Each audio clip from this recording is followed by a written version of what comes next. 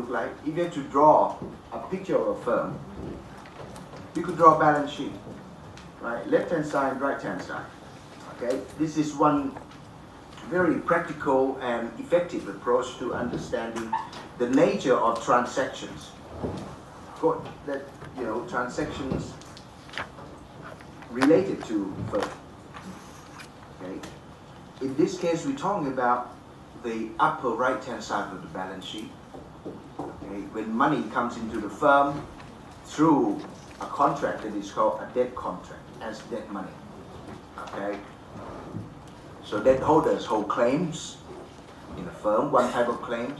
Shareholders hold another type of claims in the firm. Okay. And the payoff structure associated with these two types of claims, okay, on the firm's cash flows differ. Right? Fixed claims versus residual claims. Okay? And in terms of priority as well. So naturally, because the payoffs are different, so incentives are not compatible. Okay. Plus, well, this is the nature of debt claim and shareholder claim. So they say, what is said here? What does it mean by call option nature of common equity? I could rephrase this and ask you could be in comprehensive exam or final exam.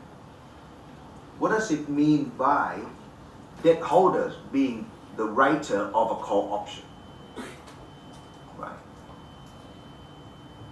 If shareholders are holders of call option, who writes the call? Has to be the debt holder. Okay. So given moral hazard or unobservability of true action or efforts, we have agency cost of debt. And a big chunk of the dark side of debt financing, okay, comes from indirect cost of debt financing, which essentially boils down to agency cost of debt, okay, or outcome of moral hazard in the debt contract, or outcome of conflict of interest or agency conflicts in the debt contract. These are all the same thing. Okay? We discussed risk shifting at length. Okay.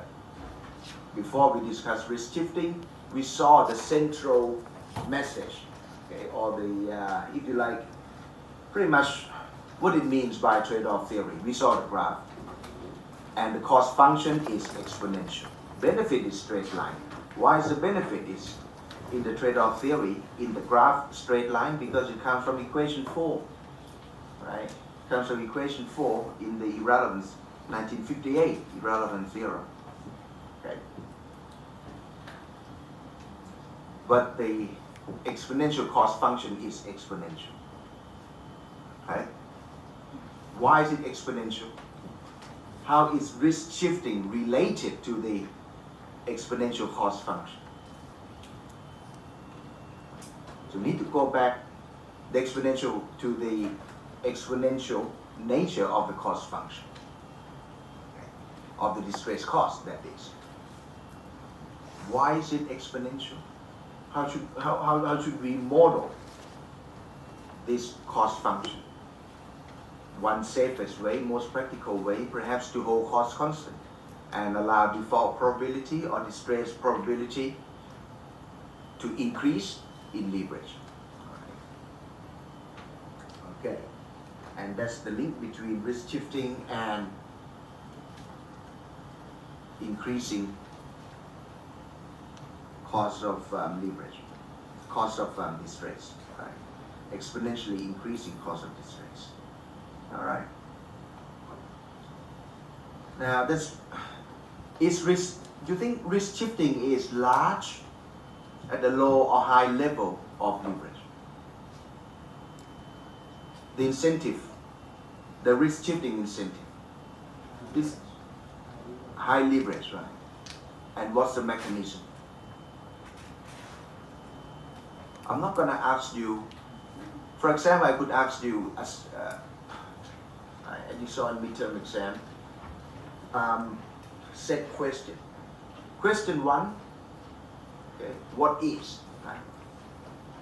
Yeah. Low or high leverage in this case, right? High leverage would be one of the choices. And then the next question, mechanism. The following question, outcome. So I give more weight, right? I give more weight on the mechanism anyway. But of course, you need to understand the whole thing. If this was a short answer question, right, short essay question, I would ask, yeah, why? For example, how would you explain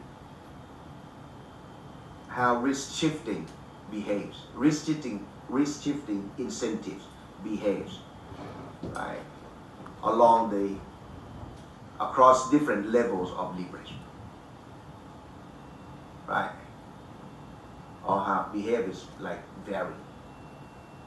How does risk shifting incentive vary across different levels of leverage? I could ask, and then I say, also make sure or note, make sure that you give rationale for your answer, i.e. mechanism. So instead of getting 3 questions, you get 1 question. If you don't know where to start, you write down a lot of stuff. You could be writing down stuff about debt overhang problem, as we will discuss in a couple of minutes, okay, or other things, yeah, or direct cost of distress, right? Direct bankruptcy costs and this and that, or other indirect costs, such as loss of trade, that we'll also see. Well, you're gonna get 0. I didn't ask for that. So what I'm saying is that, so you need to understand, to rationalize. Don't try to memorize stuff, but rationalize stuff. Okay? Right. So risk shifting. We talk about risk shifting as what? As what? As one element, right? One of the elements, key elements in the debt contract. Right. Outcome of moral hazard in the debt contract. Okay. So another outcome, you need to link this back to the trade-off graph. Okay. Another outcome is that, well, managers could borrow more. Can always borrow more, or shareholders can tell their managers, assuming that managers act in the best interest of shareholders. So essentially, if we assume that managers act in the best interest of shareholders, we can remove managers, right, from the equation straight away, because that's the same as shareholders, right? No moral hazard. If we assume away moral hazard in the employment contract, okay, then we can remove or change the word managers here to shareholders.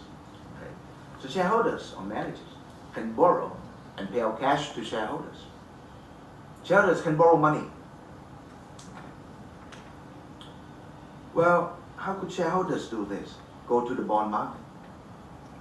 If firms are big enough, yeah, of course.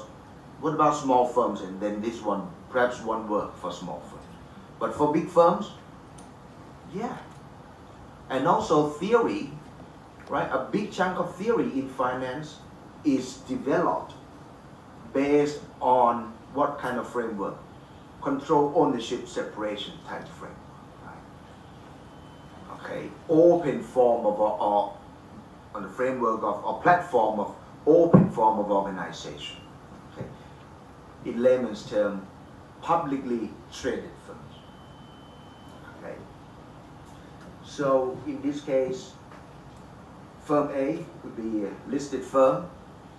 Okay, low debt, could simply borrow from the bond market, right? right? Mature firm, bricks and mortar firm. So think of yourself as bondholders.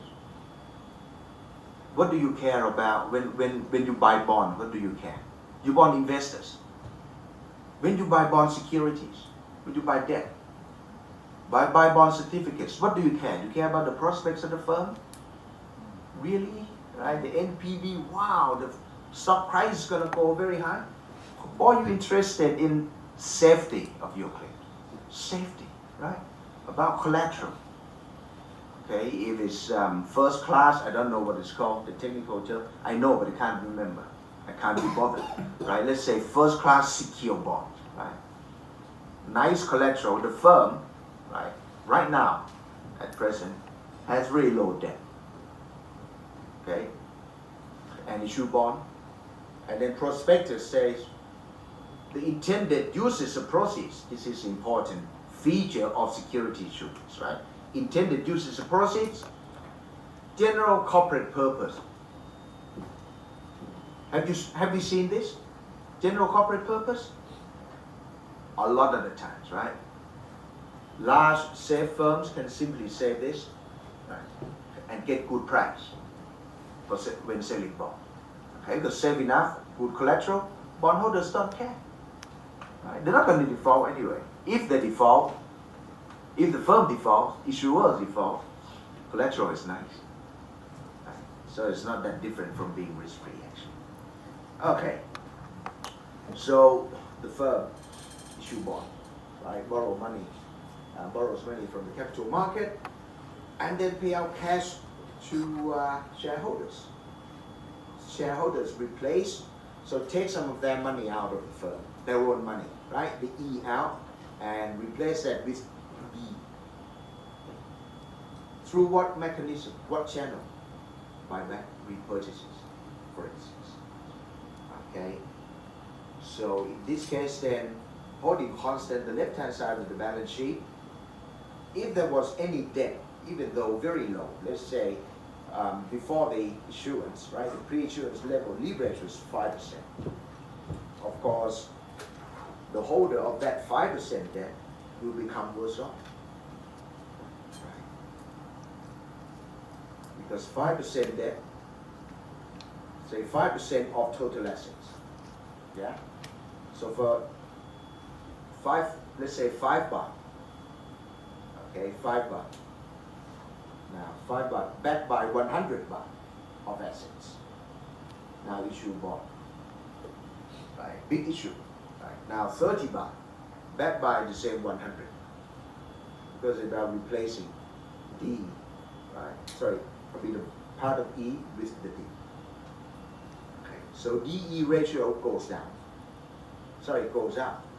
So when DE ratio goes up in this case, then what we can see is that before $1 of debt is backed by 1 baht of debt is backed by X baht of equity. Right? Now there's more debt. Same, right? A lot more debt backed by fewer baht of equity. The interpretation of debt equity ratio is so important in the financial industry or in finance because it tells us a dollar of debt or a dollar of 1 baht of debt, right? For every dollar of debt, let's say, I don't want to translate 2 baht anymore. I confuse myself, right? For every dollar of debt, how many dollars of equity are there to back it up? That's the interpretation. That's why it's so important to them. Okay. Right. Now, if firms start from being to the left of L sub 1 in the graph, let's say 5% debt, and borrow more in this case, right? And buy back. Borrow more and use the cash to buy back, right? To do share repurchases. How would this be related to, what has this action or decision got to do with risk shifting incentive? At the margin, of course. You need to think about this as well. At the master's degree level, you need to think like this. I require you to think like this. At the minimum, you must be able to think like this. I hope this is nice and clear. The way I teach master's degree is a real master's degree. You don't, if you get 50%, you get a dog from me. I don't know about other courses or other university, even the courses in this program, I don't care. Right? Either, okay, fine, a B or C, C plus. Hardly know anything, yeah, C, not me. Okay? Not corporate finance either. Alright? But if you want to learn, focus on learning, the grade will chase you. The grade for my course will chase you. I don't have a policy of saying, yeah, no, I give only X number of A's per year. No matter how well students do, right? I give, most of them will get B plus, not an A. If it is worth this much, I give this much. If it is worth this much, I give this much. Okay? This is me. Okay, how's this related to borrow and pay out cash and distribute cash back to shareholders? What has this got to do with risk shifting? Related? Same question. How could that be related to that overhang problem? Because this is, we can think of leverage in the firm as, in a way, evolution. How do firms start? Firms in general, how do they start? Start up as something, maybe a little project, right? The firm start up as a little project, as an idea, experiment. Do we see debt straight away? No. Right? When, yeah, okay, the idea is solid. We have some sort of commercial existence of our idea, right? It's being commercialized. Okay, it's doing fine now. We borrow money from relatives or from parents, right? Okay, a little bit more debt, right? Business also grow. Okay, more debt.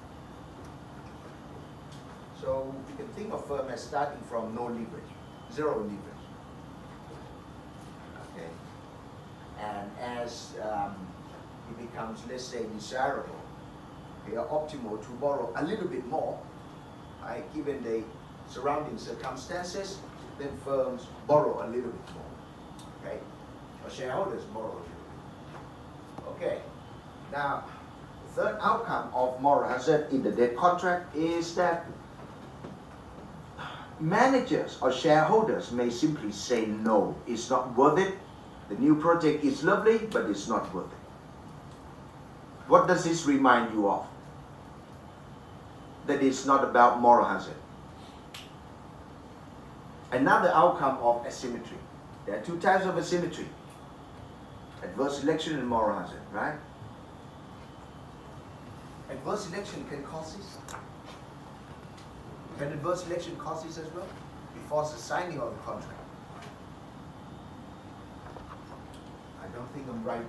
I'm writing. Do we need to write anything? No.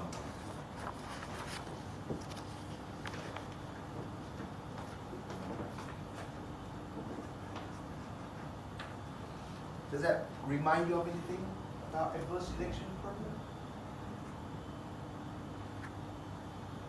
It's not working.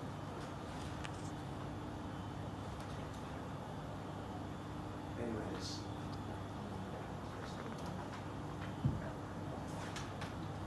Anything? No? Okay.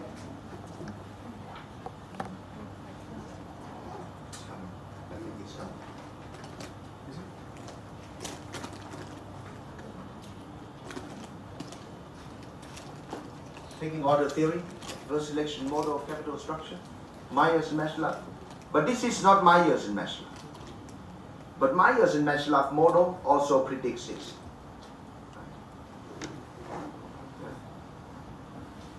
Because of the delusion, the wealth delusion. Okay, but in the moral hazard framework here, okay, we know that debt holders, right, thinking about contract, debt holders are better protected than shareholders. Fixed claims are backed up by obligations. Okay, they're fixed claims, and debt holders stand in front of shareholders in the event of liquidation. Think about EBIT. EBIT is unlevered cash flow. Okay, EBIT is this line. The next line is I. Sometimes the next line is I. What about shareholders? Shareholders get the residual income.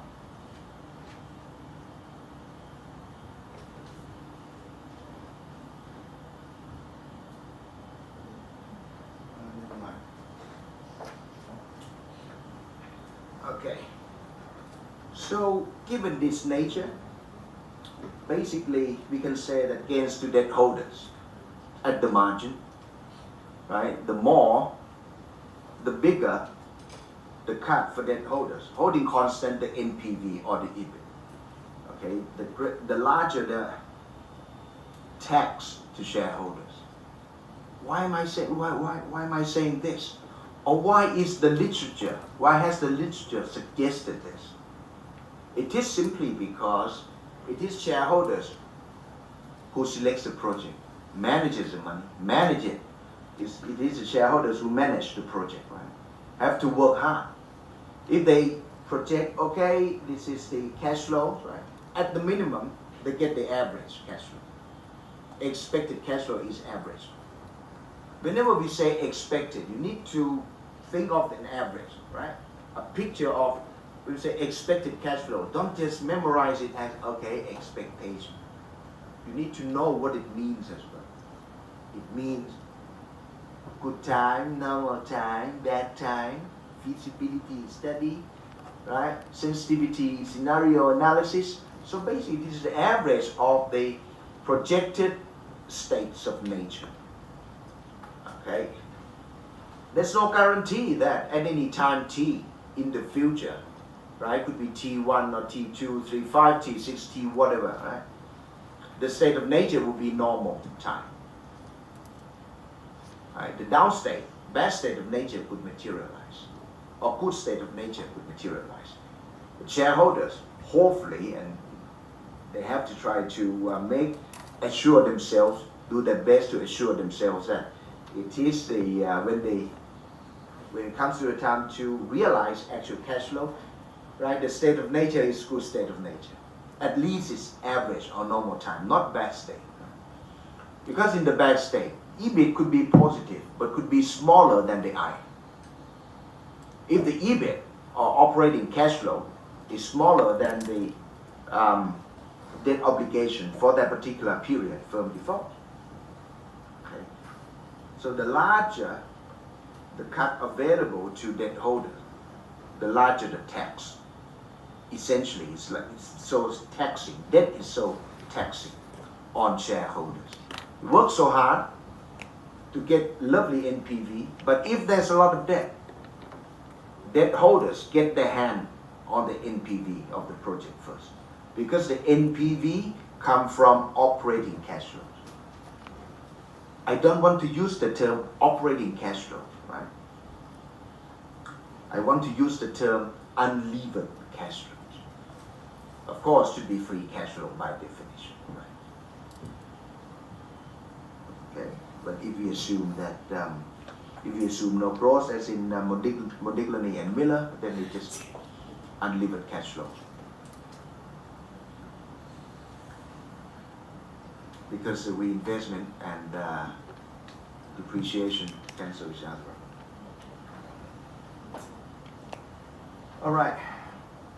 So, because debt holders stand in front of shareholders. Get their hands on the NPV first. Yeah. Shareholders could get a strong disincentive to invest. Right. Now imagine there are two counts here. Two counts. Okay. First,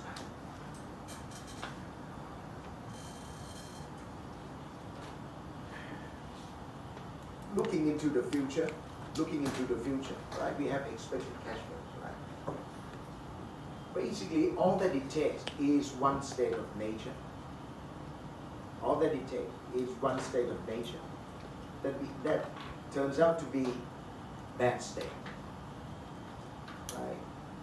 Think about timeline in PV, right? When you do NPV, discount future cash flow fact. Okay, and for each time, for each period T, expected cash flow, right, is expected value essentially of a random variable. Okay, so when that random variable materializes, when you get the actual value, okay, this actual state of nature could turn out to be bad state of nature, right, such that the firm could be found. NPV is lovely. NPV is expected value, is the mean. Okay, but if it in one period, let's say T4, time 4, bad state of nature, right, becomes true, right? Turns out to be bad state of nature, and the unlevered cash flow at time T does not cover the interest paid. What happens to the project?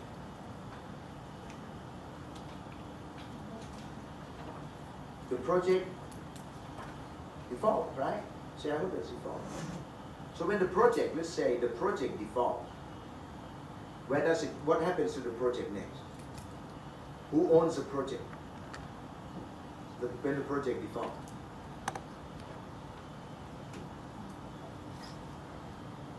Lenders, right? So debt holders take possession of the project.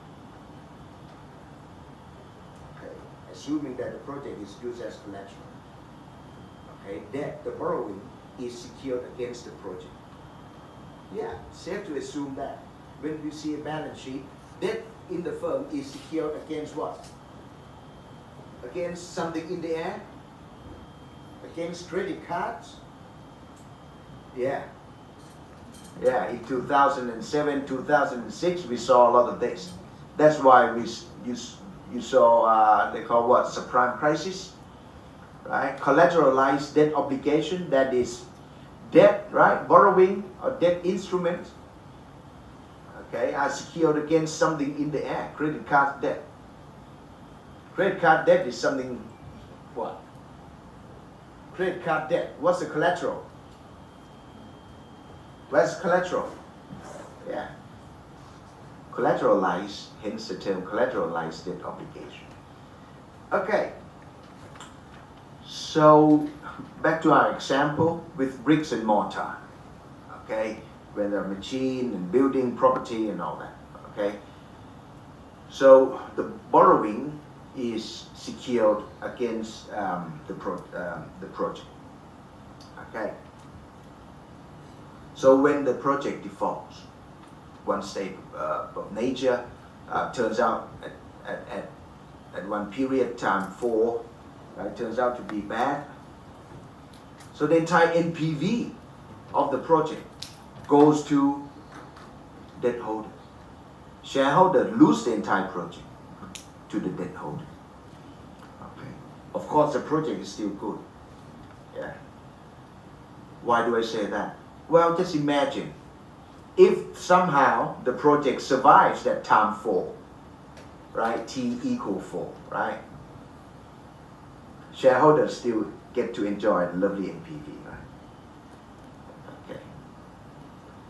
So as we can see here, if that's debt,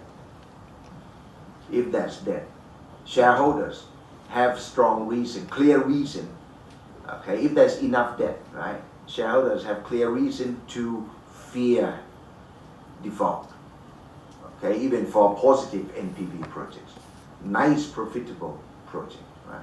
Because all the NPV is expected value, right? And state of nature is on average, right? Should be normal. But if during at any particular point in time, the actual state of nature turns out to be bad, then that's it for shareholders, right? Okay. So when there's a lot of debt, shareholders are likely to hesitate, if you like. Shareholder will hesitate to invest in the marginal project. There's a lot of debt already. There's a lot of debt, okay? We invest in a new project, the marginal project. Well, there's a lot of debt overhanging, okay? The I is big. Think about this. The I is big. EBIT is lovely, but EBIT is random, right? EBIT is random. Is I random? I is not random. It's fixed in the contract, right? So if it falls, right, at time 4, then that's it, or at time 5. Okay? That's 1. Okay. 2, no matter how big the NPV is, okay, but if that is how nice the NPV is, if there's a lot of debt, this is nice and clear. Okay, who stands in front of shareholders? Who gets to enjoy the NPV first?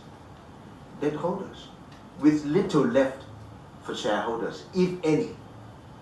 So what's the point for shareholders? Okay. So if shareholders, or if the firm has quite a bit of money, a bit of cash in the retained earnings, imagine, but debt is quite big as well. Okay, so shareholders may say no, right, to the new project on 2 grounds. 1, debt holders stand in front of shareholders. The debt holders get their hand on the NPV first. 2, of course, related. If the state of nature during the life of the project turns out to be bad state, then the entire NPV will be transferred to debt holders. So shareholders will lose the entire project, all right, the entire NPV of the project. Okay. So these problems, right, would discourage shareholders to invest in new project, in the marginal project. And if the firm has some cash, right, has some cash sitting in the firm, okay, we're not investing anyway, let's pay cash back to shareholders, right, buy back equity, okay, maybe. So in this case, shareholders can go invest elsewhere. But thinking about the firm, sorry, if the firm underinvests, reject lovely project, who will take that project? Who will do that project? Competitors, right? This is why underinvestment or not investing enough in risky project is a problem for firms, okay? And this problem comes about because the project is a bad project? No, because there's a lot of outstanding debt. Okay, so when shareholders borrow more and buy back, right, the outcome, one consequence could be risk shifting incentive. Not could be. One consequence, theoretically speaking, is risk shifting incentive. And 2, debt overhang problem or underinvestment problem. Debt overhanging the rooftop. Right? There's still debt there. It is the debt that makes life suboptimal, basically. Okay. Right. So, not just adverse selection in pecking order, but moral hazard in the debt contract that can cause underinvestment problem. Okay.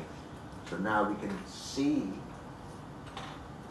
right, why we have to, in finance, why people keep studying frictions, right? Adverse selection is one form of friction, symmetry, one form of symmetry. Moral hazard, debt overhang is an outcome of moral hazard, right? Is One form of asymmetry, which is friction, essentially. Okay. Now, but in the Myers and Maslow framework, the underinvestment come from equity financing, external equity financing to be specific, right? It comes from equity financing. Okay, in the original form, original setup of Myers and Maslow model, is there debt financing? Is there debt financing? 8 baht, 10 baht firm. Is there debt financing? No, there's no debt financing, right? Okay. So it's external equity financing, or the need to raise money from outside, raise equity from outside, that leads to the underinvestment problem. But in the moral hazard framework, okay, moral hazard in the debt contract, although we assume no adverse selection, right, because it is after the signing of the contract, right? Moral hazard, or now debt can lead to underinvestment problem. Okay. In adverse selection, Myers and Maslow, or pecking order theory, what is it? Debt financing or equity financing that leads to underinvestment problem? Equity financing. There's no debt, right? Firms are pure equity firms. 10 baht, 8 baht firm are pure equity firms, right? But in the moral hazard framework here, it is a existence of debt financing. Firm could be close to L sub 2. For example, right? Or right on L sub 2, or a bit more than, a bit to the right of L sub 2. Okay. Then in this case, existing leverage, okay, outstanding debt can cause underinvestment problem. Now, of course, managers can also buy time, or shareholders can buy time. They have problem from creditors. Auditors understand this problem really. Okay. Firm is not in a good condition. Yeah? But if you tag, I use the term tag. In some country they call qualify. I think in Thailand they call what? Not qualify, but they tag level 1, level 2, right? Seriousness. Okay, as long as you tag something to the audit report. That's it for your client, right? Okay. Lenders, creditors will start calling up. Okay, suppliers will say cash on delivery, please. Cash basis, please. No longer supplying you raw materials, right? Raw materials to your operation on term, all cash. Okay, and that's what they should do. All the creditors should do optimally, right? The optimal thing for them to do.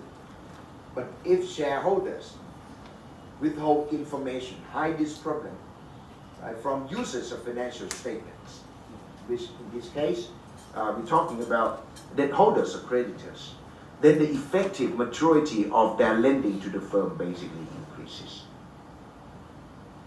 Okay, so money should come back to them now. Imagine yourself as creditors. Money should come back to you now. If you knew, right, you would ask, if you knew about the problem, you would ask for your money back. But you didn't know, so you leave the money there in the firm. Right? And then the next year, auditor has to tag the audit report. By the time you knew that, it was too late. Not enough left in the firm. Right? Do we see this in reality? Yes, see this in reality. Okay. We don't need to talk about Enron or WorldCom because that's fraud. Okay. We could talk about other transactions as well, other firms. Right? Of course, KPMG. How long ago was this? Not in Thailand, in Australasia. Okay, was involved in this case. Okay, but an underlying transaction was fraudulent anyway. Same story as Enron, okay? But this case happened about maybe 10, 15 years, at least 10 years before Enron. Okay, but it didn't happen in the US. Okay, the firm is meat processing plant, very big in Australia and New Zealand, or Australasia. Okay, there was a big problem. Okay, money comes in to the entire group, right? Many holding companies, right? As debt, as borrowing, but somehow appears on the consolidated statement as revenue through basically transfer pricing. Okay, as revenue. Auditor has suspicion about this, should attack, right? But it was still well within the GAAP, GAAP. Back then in that area, it's called SSAP, Standard of, no, it's generally accepted accounting principles still. And those SSAP, Standard Acceptable Accounting Principles, or something like that, right? Okay, so it's still within the legal framework, the legal definition of signing an OK, right? And of course, along the way, there was a lot of book cooking as well, using accruals and all that. Oh yeah, it's still within the framework, take part. But then the next year, the auditor tagged. This is roughly the story, right? When there's a tag, the auditor had to tag now, otherwise the auditor would go to jail. But even that, I think the firm, I'm sure it was KPMG, had to answer a lot of questions. Okay, but it was well within the legal limit there. Okay, legal boundary. Okay, so this is illustration of buying, shareholders buy time. Okay, but of course, auditors, I'm not sure about now. You probably know more than I do. Right? There's a legal doctrine in common law country. I think this applies to most places in the world. Auditors, okay, are watchdogs. Auditors are supposed to be watchdogs only. They're not bloodhound. Not supposed to be bloodhound. There was judgment, right? This was a judgment, right? It delivered in one case. Okay, let's say the highest court, Privy Council. Okay, auditors are supposed to be, in layman's term, auditors are supposed to be watchdogs only, but not bloodhounds. Bloodhounds go and sniff for blood, right? And grab the prey. But watchdogs just watch. This is why in the most, you still have letter of engagement saying that, yeah, we do this based on information supplied by client. Still say this in letter of engagement? Yeah, this comes from legal case, a law case, right? Being watchdogs only, not bloodhound. Okay. And I mentioned this in part because we talk about maturity of debt finance. Okay, so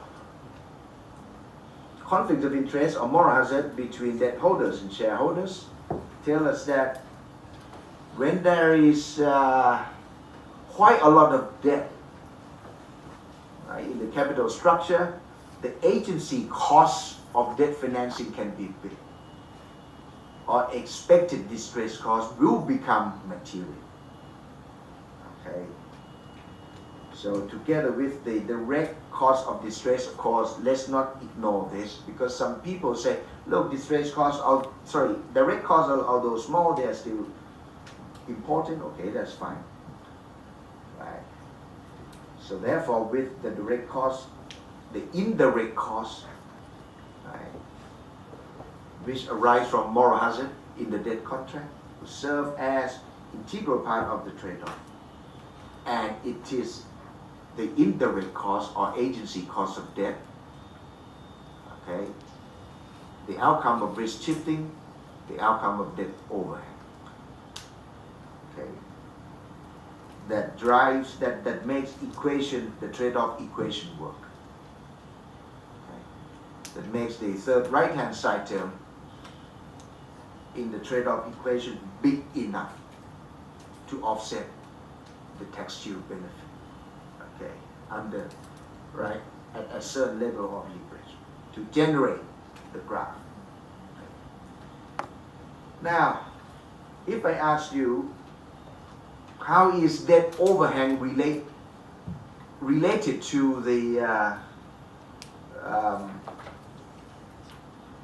exponential function of the distress cost in the trade-off graph? The cost function, distress cost function, right, is exponential, isn't it? Okay. What has that? How has this got to do? The exponential function here, right? Is it related in any way to debt overhang or underinvestment problem due to debt, or the debt overhang problem? How? If so, how? You need to think about this. Okay. Okay. So for a nice and clear case in point of agency cost of debt, okay, can be seen among growth firms. Growth firms basically rely more on equity and debt than on debt in general. And this is what we observe. Okay? Growth firms hardly borrow. Or if growth firms borrow, would be very little. Okay? Relative to mature firms, growth firms have more to lose. When there's a lot of debt, the damage on growth firm will be much more than the mature firms. Why is that? Not so sure. Well, what does it mean? Growth firms have more to lose. Underinvestment is a problem for growth firms, right? But not for firms without valuable growth options or few valuable growth options or investment opportunities. So in this case, this is a lovely hint here. Growth firms are firms that derive their value from what? Growth options, right? Yeah, from growth options. If there's a lot of debt, they lose the entire project. No? A lot of projects. Okay. And if the value comes from new projects, yeah, the value comes from new projects. And new projects have to be rejected, although they have positive NP, but they have to be rejected because of the debt. So the damage from debt financing will be pretty big. Entire projects out. Right. Okay. Not a lot of cash flows at the moment. Right. Value comes from future projects. So existing cash flows, right, or the cash flow stream currently generated by assets in place are small, right, or make up a very small portion of the firm value. Okay. So in this case, then, growth firm don't demand debt finance, don't have a lot of demand for debt finance. Instead, have greater demand for equity finance. Okay. Now let's take a look at growth firm from debt holders' perspective. When we lend to growth firms, if we are lenders, when we lend to growth firms, okay, what sort of collateral should we ask? Could we get? What could we get as collateral? Not bricks and mortar. Would be growth options. If we want any collateral, don't we? We would, all that we can get just growth options. Value of growth firms. The value of growth firms comes from what? Growth options, right? Not assets in place.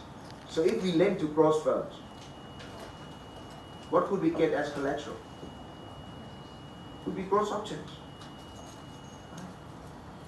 And if we agree that, okay, these growth options are valuable, we assume that this valuable growth option somehow will be exercised.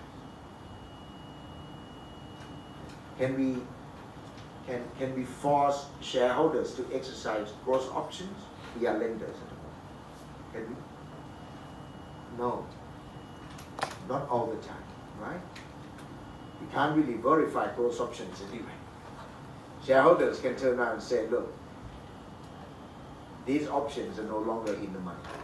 They're no good. They're negative NPV projects. So we postpone.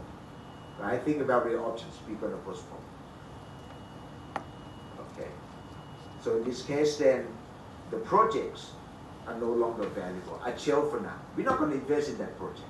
If the current decision is to put the project on hold, what would be the value of that project? When are we going to invest? Not so sure. When the economic conditions are right. Okay. So basically, the expected value of growth opportunities, right, or future investment at best gives us very weak collection. Now let me go off tangent a little bit. And this is why lenders prefer to use book value measure of leverage and not market value. Because market value comes from future, right? Future means growth options, okay?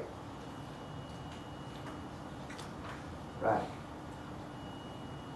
As a result, then, would we be very willing to lend to growth firms?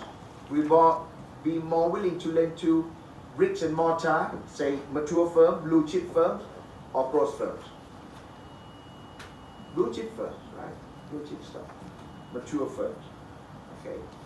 We want to see solid collateral, concrete, right? Collateral, not about future projects, expansion, okay?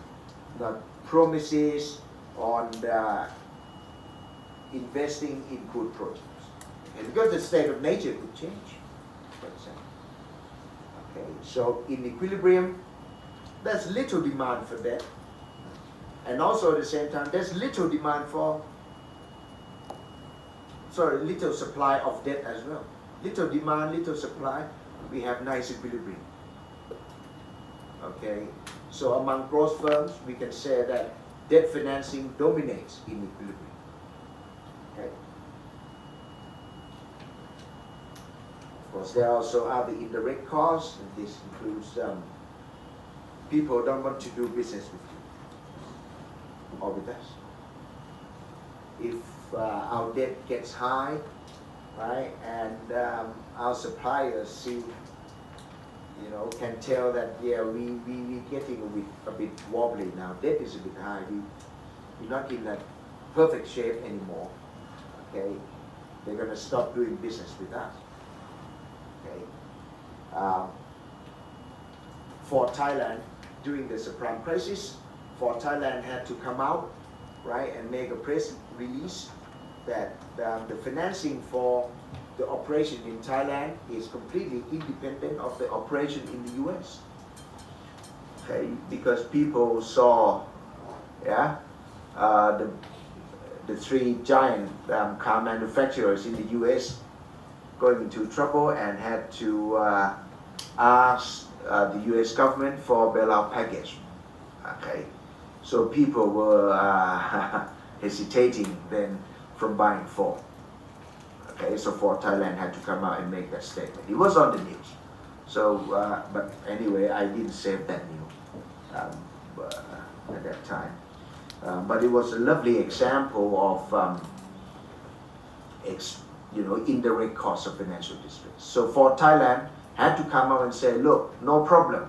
And also our parts, right, the specification of Ford in Thailand sort of come from Australia, not the US. So we're not affected by the problem in the US. That's what they said. Okay. Otherwise, people would stop buying Ford vehicles. Because if you heard that the Ford will go bankrupt, is it big trouble? Now, would you buy Ford? For what reason? Where are you going to get spare parts, right? After sales services. What about the warranty that comes with the car? If the manufacturer goes bankrupt, where would you get it? Right? If you want to claim something, claim from who? Right? The dealer is bankrupt now. The dealer has, instead of Ford, it's say Toyota now, sells Toyota, not Ford anymore. Okay, so you contact the dealer. Dealer will say you have to go back to Fort Thailand. Where is it? We don't know, right? We just know the dealer, right, that we buy our car from, right? In most cases. Well, I don't know how to contact the manufacturer of my car. I just know how to contact, right, local dealers. I go back. Here is the registration, okay, and the chassis number, engine number. Here, I bought the car 15 years ago. Okay. Now, I hope all of you are still employed. So you are employee. Okay. Let's say Krung Thai Bank is, well, Krung Thai Bank is a government's owned bank, right? So it should be stable. So let me use this example. How would you feel, let's say, suppose, if Krung Thai Bank is sort of not so stable now? Would you tell yourself, work harder so the bank survives? Or you would work harder at reading through newspaper? You work harder at buying newspaper every day, every morning, instead of looking at reading the headline news.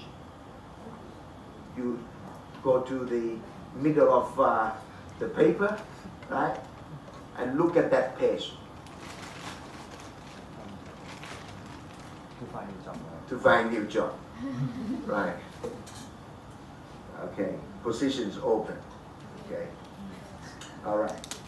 So for firms that rely on human capital, human capital is an asset. Right? Human capital is a valuable asset for firms that rely on human capital.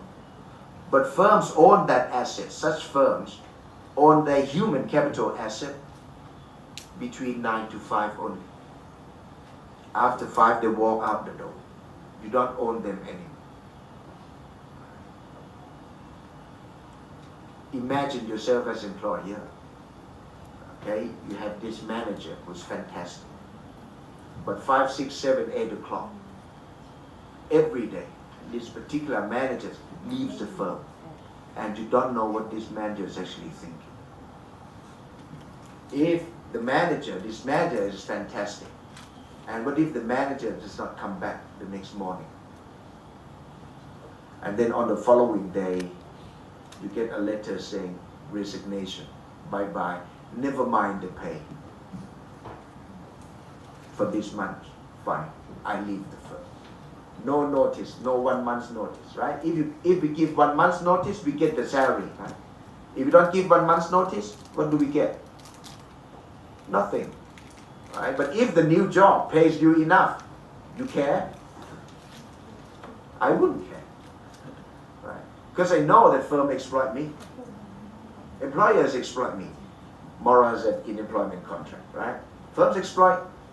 Employers exploit or utilize employees, right? So employees have strong incentive to try to maximize their utility as well. Okay. This is a real problem. Anyway, so that's the guts of trade-off theory of capital structure. So empirically, in terms of data, real world or evidence, does trade-off work? Do firms make borrowing decisions in the way that trade-off predicts? Trade-off theory predicts? Well, we observed in general that large trade firms with tangible assets have high leverage than small risky firms. Okay, and these are firms mostly with intangible assets. They don't have to be high growth, right? Say brand, a lot of goodwill, brand. Okay, reputation. Okay, holding constant growth. Right? Firms that can see sales, right? A lot based stuff based on clear products, right? Bricks and mortar, versus firms that rely on reputation.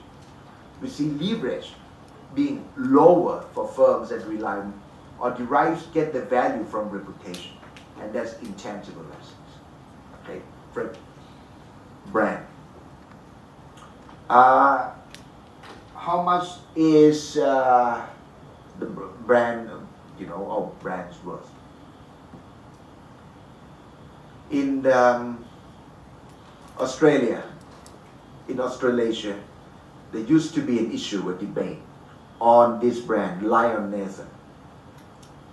Okay, this brand, Lion Nathan, it makes beer, manufactures beer. Okay, this brand is worth how much? Red Bull, okay, Red Bull. Red Bull is now worth how much in Europe? In Thailand it's worth something, right? What about in Europe? It's just drink, right? Just we know what it does. We know what it doesn't do. We know what it does. We know what it doesn't do. Okay. How much is that worth? Red Bull. Okay. Right. Also, firms with high profitability and valuable growth options, expected profit very high, right? These are growth firms. Okay, borrow less than mature firms. We observe these patterns. Okay, so we see trade-off.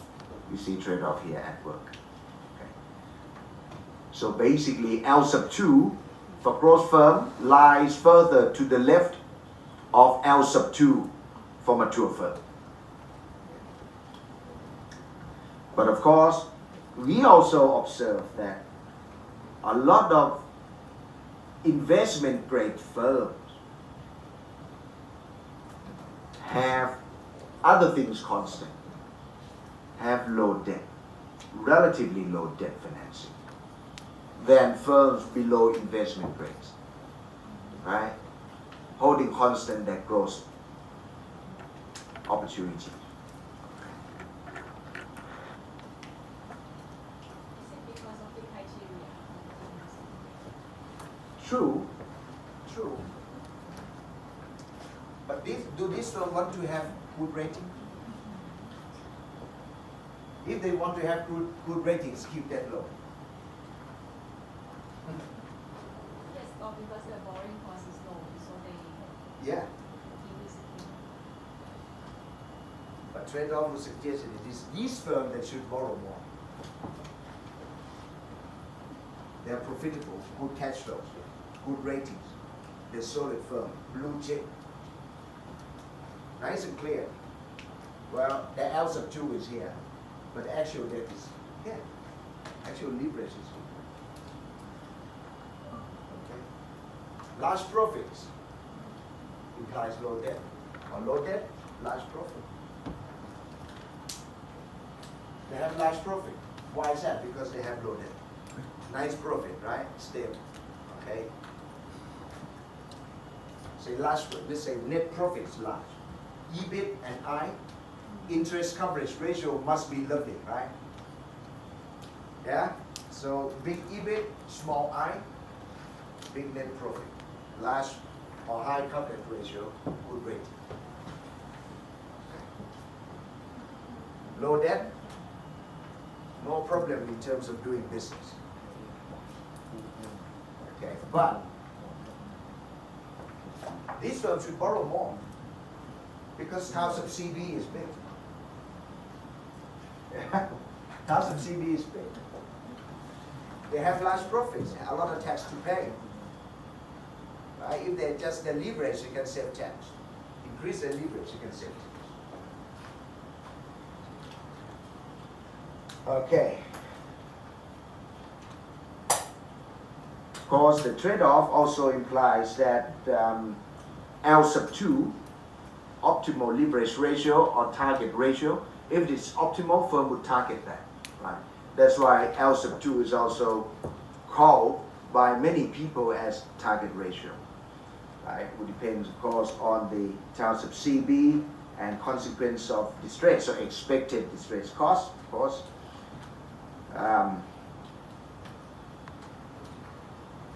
So, in equilibrium, this implies that firm should go for L sub 2. try to operate at L sub 2. Okay? If this is the case, then if somehow, right, this is L sub 2, somehow, right, the firm is off a bit to the left or off a bit to the right, it should try to get back to L sub 2. So this implies that firm should adjust the leverage back towards their target. Okay? But because, well, when we talk about trade-off, we have frictions. Okay? So when there are frictions, well, if there are frictions, it's this friction is called trade-off. So let's say if I'm off to the left, right? If our firm is off to the left, leverage is a bit low. Right? You want to borrow more. Okay? Can we do that straight away? In general, could there be any factors that would prevent us from borrowing a lot of money to get back to L sub 2? We are left of L sub 2, right? So we under-levered. So you want to exploit tax shield benefit a bit more, right? Save more tax. Can we, have identified this, we have a meeting, see this, and borrow bank straight away? No, right? It takes time. Yeah, it takes time. First up, well, we go to borrowers. Do we have assets that would present themselves as good enough collateral? First, we have to think about that, right? If not, well, save tax. What's the interest? Right. Okay, what's the interest we have to pay on this marginal issue, on the new issue? Yeah. Go back to the graph. We left off L sub 2, but we write off L sub 1, so there's material debt. So when there's been already material amount of debt, although we still under-levered, right? So we want to get back to L sub 2. Well, there's quite a bit of debt. What would the outstanding or existing debt holders feel? What would they feel? Risk shifting, right? Feel risk shifting. Okay. So when they feel risk shifting, if you're debt holders, what would you do? Get compensation, right? Or generally respond. Interest rates and debt covenants. Okay, for debt covenants, that, as you know, a lot of you understand debt covenants, right? Like tripwires. Can't do this, they have to do that, do this, do that, right? And if one of the clauses is triggered, then the rest of the circuit would get, right, would get short. Okay. So now I'm the firm, I see this, well, not yet. Undelivered now, yeah, but not. Okay, we do it now, but let's have some cushion. We don't know what's going to happen tomorrow. Okay, the cost could be high. Yeah, we could afford it. We could afford the high coupon, right? High interest charges, but it's not worth it at the moment. So I'm not getting back to L sub 2. So I may wait or do it slowly. Right? Or do it slowly. Okay, not all in one. So in this case then, the theory implies some sort of target adjustment specification. And if some of you get into stuff on capital structure or debt financing, you read papers, right? You hear the term speed of adjustment towards optimal leverage. Okay. Or in general, people call this speed. Trade-off predicts speed. When we talk about speed of adjustment, so whenever people talk about the speed or speed coefficient, okay, in the capital structure literature, is to do with trade-off theory, right? It's one of the predictions of the trade-off theory. Okay. All right.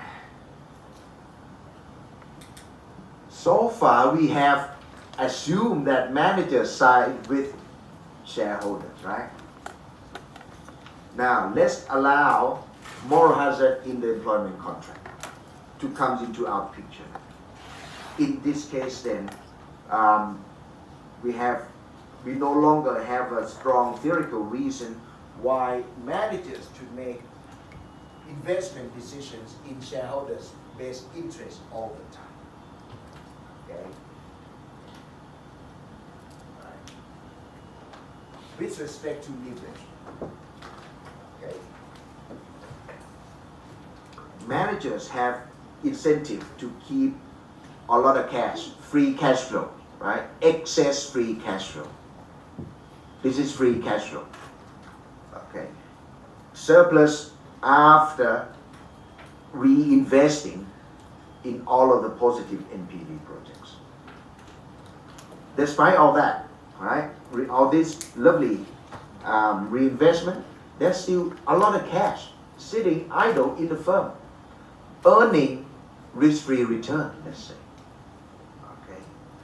In this case, then, shareholders' wealth maximization would imply that the manager should distribute cash back to shareholders, so that shareholders can use this cash, right, to invest, okay, to invest in some other projects or in other stocks and earn something that is higher than the risk-free return, right? But managers don't do that.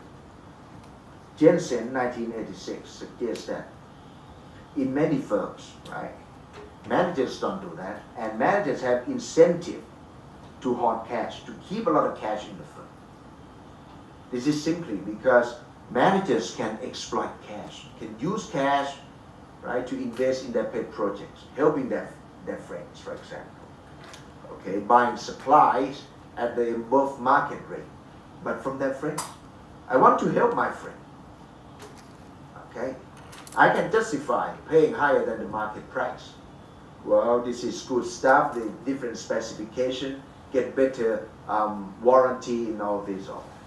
Okay. Alternatively,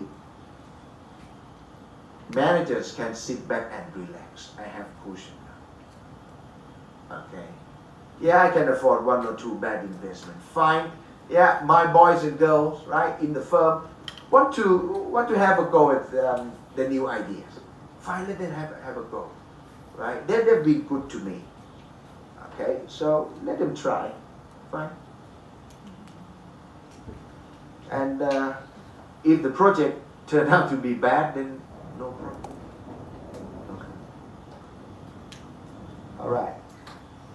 So managers raise cash. Okay. In this case, then, cash, too much cash, excess free cash flow, right? Say the level that is above industry average. Free cash flow in and of itself, right? The surplus is good, it's needed, right? But not that much. What Jensen was referring to is huge pile of cash, big mountain of cash sitting in the firm.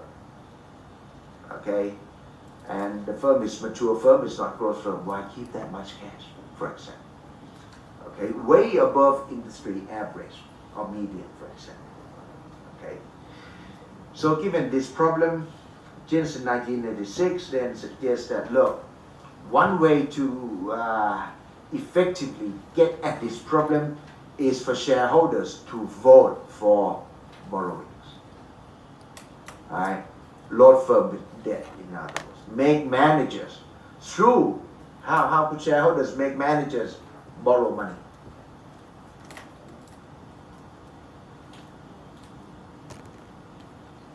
Through the board of directors. Okay, through board of directors. Okay. For example, at the annual general meeting, right, shareholders are, yes, why not? Please explain. Okay, if you can't explain, then directors. If we assume once again that directors act on behalf of shareholders, right? Because it's shareholders who pay directors' fees, right? So directors are shareholders' agent, right? Who are supposed to monitor managers. Okay. So if directors are professional directors, Farmer and Jensen 1983, right? There's a market for directorships. So assuming that directors care about their reputation in the in their labor market, right? In this case, they see this, they know about excess free cash flow. They should make managers disgorge, say, get rid of some cash, right? Pay some of the cash back to shareholders, okay, for example. But of course, dividends are not obligations, so in this case, borrow. Say we're going to issue bonds, right? Issue bonds. And buy back. So with bond, following the issuance, there's more debt in the firm. When there's more debt in the firm, holding constant the left-hand side of the balance sheet, okay, in terms of period by period, holding constant left-hand side of the balance sheet, you have to say, right? Holding constant the value of the left-hand side of the balance sheet. When I say holding constant left-hand side of the balance sheet, value of left-hand side balance sheets come from what? Future, right? Future expectation. Future unlevered cash flows, right? So holding constant unlevered cash flow. Just think about EBIT. Link this back to income statement again. Holding constant expected EBIT. More debt, I shoots up, right? The greater, then in this case, there will be the probability of default would be greater, right? Would be higher, right? That the EBIT will fall short of I because I is now bigger, and I is fixed. EBIT is expected, right? So expected means that it has its distribution, it fluctuates, it's random, okay? So there's greater chance that the EBIT will be smaller than the I. Okay, so if you manager, how would you feel? You feel your back will get colder, right? So in this case, you become more careful in selecting projects. To make sure that you select only good projects, right? Project with positive NPV, good cash flows in other words. Okay? And this is called, and this is the mechanism of what the literature refers to as the disciplinary role of debt financing. Okay? Now, free cash flow, right? Although it's to do with moral hazard in the debt contract, right? No, but in this case we have moral hazard in the employment contract as well. Okay, but nevertheless, free cash flow theory here or argument does not predict L sub 2. Okay, in and of itself, free cash flow problem, right? Jensen 1986, free cash flow problem here does not predict L sub 2. Okay, it only describes potential outcomes or let's say ex-ante outcomes of high leverage, of increasing leverage.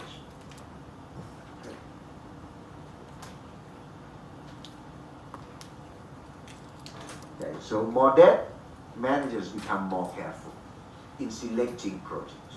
That's the bottom line of Jensen 1986. You should read this paper. Should read this paper. Bedtime reading. It's only 6 pages long. No equation. No equation tells you a story. No equation. That's why this paper is widely cited. I think it's cited by thousands and thousands of times. You search Google, right, and you see cited by, there'll be a number with thousands. Okay. All right. Of course, moral hazard in the employment contract, as has been suggested in the literature as well, specifically by Stokes, 1990. Okay, very important paper as well. Can lead to a situation, okay, where it is optimal for firm, okay, or for shareholders to leave free cash flow in the firm. Jensen free cash flow problem says no excess free cash flow. Right? Okay. But Stools 1990 suggests that, look, actually, moral hazard given the moral hazard in the employment contract, okay, a shareholder manager conflict of interest, agency problem, it could be a good idea, it could be optimal for shareholders to leave excess free cash flow in the firm. Okay. Now, Stools start by pointing out that, look, if managers consume on the job, consume in investment, managers' consumption increases in the amount of investment they make. The more they invest, the greater the private benefits of control they extract. Right? Okay. So in this case then, managers, because the managers listed perks or benefit increases in investment, but not profitability of investment. All right. So in this case, they would always love to invest. Yeah. Because their wealth is tied to the amount of investment, not profitability of investment. So invest. Not performance of the investment. So just invest. Okay. With moral hazard or asymmetry in general, of course, we say asymmetry here. Can it be adverse selection? Not really. Not really. Because this asymmetry is after the signing of the contract. Right? So it's moral hazard. Instead of saying, now this is about deviation from terms and conditions in the contract, in short, it's called moral hazard. Okay. So given moral hazard facing shareholders rationally understand this. So managers, as a result, cannot convince shareholders that, look, now we need more cash to invest. We are low in cash. We need to invest in this project. Shareholders can see, yeah, low in cash. Cash is pretty low, right? But is that a good project? I'm not sure. Because you have strong incentives to invest, right? Because the wealth is tied to the amount of investment, but not profitability. Right? So if they set up, shareholders will not believe managers. And managers can't ask shareholders for more money. Okay? Difficult to raise equity in our business. Okay, additional equity. In this case then, as Stokes illustrates or demonstrates, slack is good for shareholders, even if it's free cash flow. In this particular situation, when there's actually good project, okay? When there's good project and internal cash is low, right? Managers need cash to invest, right? Need more cash. Bring cash in from outside somehow. Okay? Shareholders will not do it.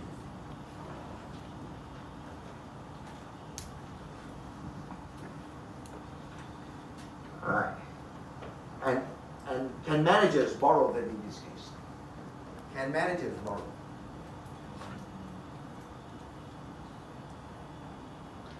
Cash is low, there's a new project. What if there's no collateral left in the firm? Okay, then they can't borrow.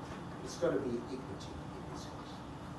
Okay, but then again, managers cannot bring more of new equity, bring in new equity into the firm to finance this new project, because shareholders don't believe managers because of the morals. Okay, but in this particular case, when there are positive NPV projects, okay, it would be good to leave slack or cash, okay, in the firm, leave free cash flow in the firm. Yes, it is free cash flow, excess free cash flow, but it is optimal for shareholders in this particular circumstance. That is, when there are truly positive NPV projects. Okay? It is optimal because shareholders don't want to see underinvestment. Okay? What shareholders want to see is that all of the positive NPV projects are exploited. Okay? So in this case then, moral hazard in the employment contract, which is assumed away in pecking order theory, right, implies that slack is good. In this pure adverse selection model, right, slack is good. So adverse selection predicts that slack is good. In Stokes 1990, okay, moral hazard in the employment contract implies that slack is good. In Myers-Maslach, on the model, right, this model implies that slack is good, and there's no moral hazard in the employment contract. Right?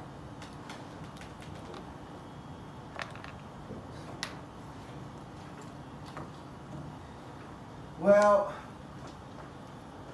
what if the firm has poor investment opportunities? Bad projects. The firm doesn't have good project. In this case then, right, shareholders will want the firm, or managers want the firm to issue debt. Load firm is debt. Why is that? We're back to free cash flow problem. Right? No good, right? No positive NPV projects. No need for cash. Then load firm is debt. Okay, use debt. No equity, or less equity, more debt. Okay.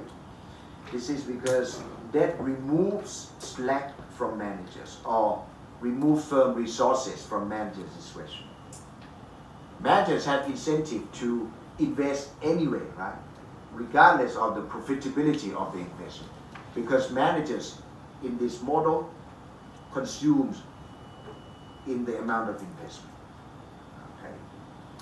So in this case then, higher leverage, as Stu suggests, will reduce overinvestment by managers. Okay. So in this setup, when there's moral hazard, okay, there's moral hazard in the, when we allow moral hazard in the employment contract, okay, to come into our picture, Stu says that one firm, a given firm, can have more than one L sub 2. During a period, right, when the firm goes through a period of good investment opportunities, L sub 2 is low. Right? L sub 2 lies further to the left. When firm goes through periods of, say, poor investment, L sub 2 moves further to the right.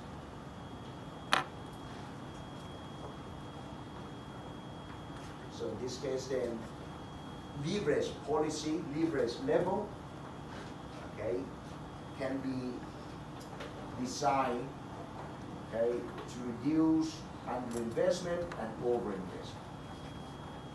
And the mechanism is through influencing or manipulating the amount of resources, or by controlling the amount of resources under a manager's discretion. Okay.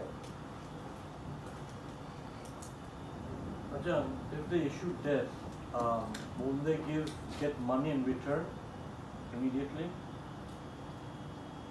They pay interest. Huh? They pay interest. Yeah, but not immediately. Say for example, they said they're going to issue debt, which I'm assuming bonds or things like that. Yeah. Right.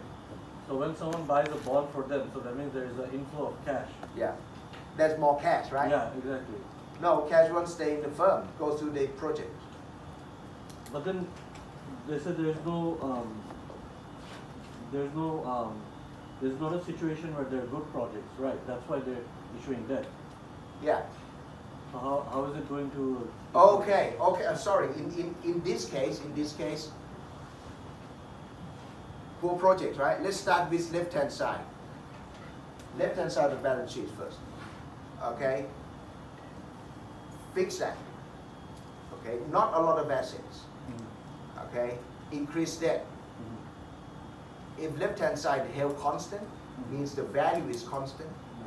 Okay. The channel, in this case, the mechanism, the working, is such that cash from debt financing, from borrowing, comes into the firm, right, and goes out to shareholders.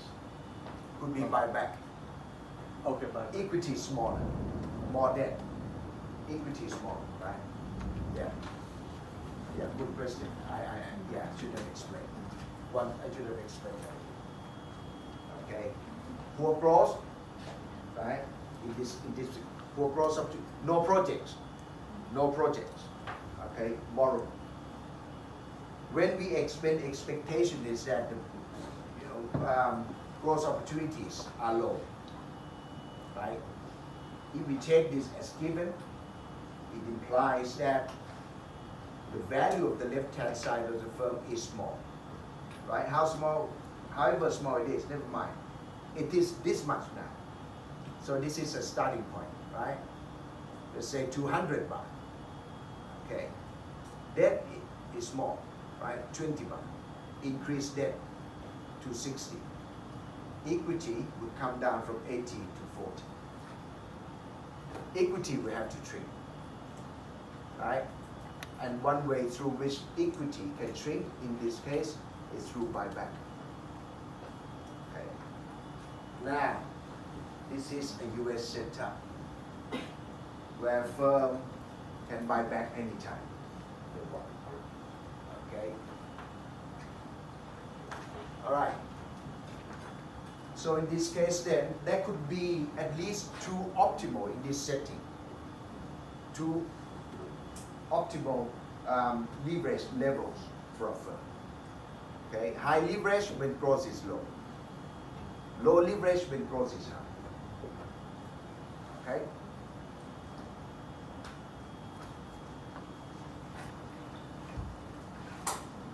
Well, how can shareholders know when growth is high or low?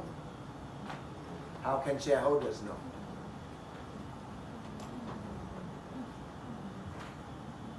There's moral hazard, there's asymmetry, right? We're talking about friction. How could shareholders tell that the firm is now going through period of, now the firm is now just about to enter a period of low growth? How could shareholders tell? How could shareholders of DTAC, right, or PTT, or K-Bank, SCB, or whatever firm, right, tell that, okay, now they're going to go through a low growth period. It's about to enter low growth period. Now the low growth period is around the corner. How could they tell? Sorry? How could they tell? Not sell. Sorry. How could they tell? Okay? So basically some assumptions are made, some implicit assumptions are made. How could we rationalize this? When people say this and a lot of other people take that, okay, this is true. How could we rationalize this? How could, here, low growth, high leverage, right? To prevent overinvestment. Okay. High growth, expected of course. Low leverage. Okay. Or put more money into the firm. Okay. To prevent underinvestment. Okay, to avoid underinvestment. But how could investors tell? How could shareholders tell?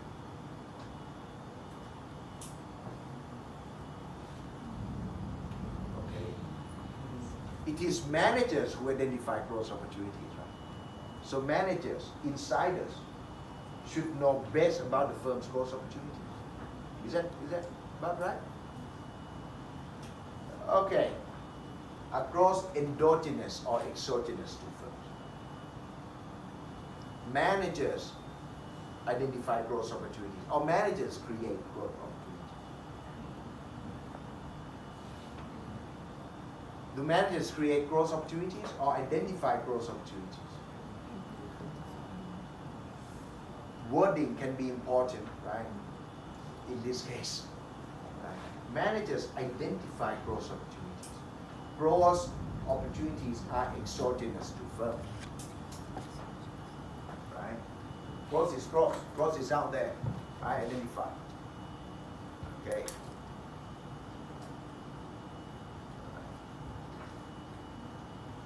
When economic condition is good, it's picking up, right? Economy is picking up.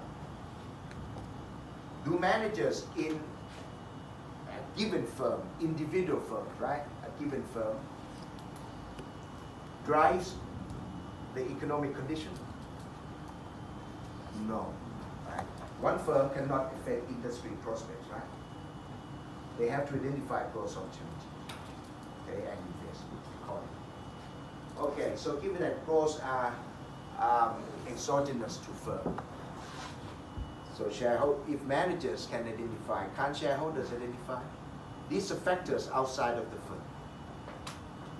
So by definition, shareholders or investors in aggregate should be able to identify that as well. And perhaps the market should know in aggregate, or investors in aggregate should be able to assess growth opportunities more accurately than managers can. Right? And we have this in practice as well, in the real world. Yeah? Firms sounding out the market. Do we see this practice? Firms sounding out the market. They want to see how investors think. And they use share price movement as feedback. We see a lot of this, right, in practice. Right. For example, in IPO, for something that is hard to price, right? Firms look, or issuers look at the market, want to hear what investors say about the value of the IPO before the final offer price is set. This is one example. Okay? And hence the term book building.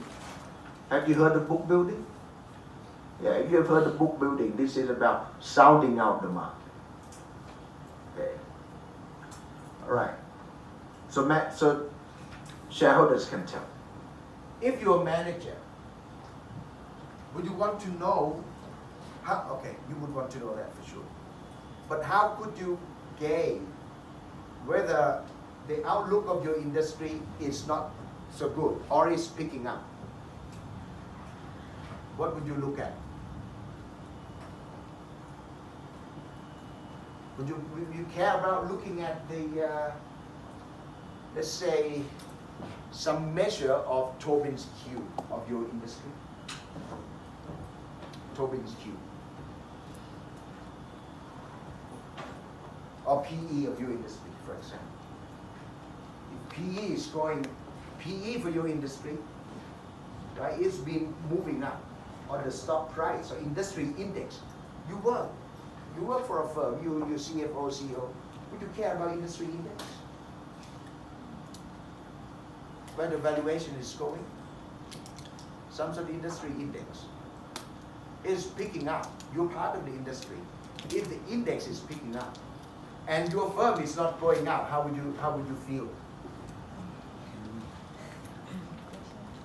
You feel bad, right? So in this case, looking at the industry movement, right, which is caused by investors' valuation in aggregate, gives you good feedback. In this case, okay, and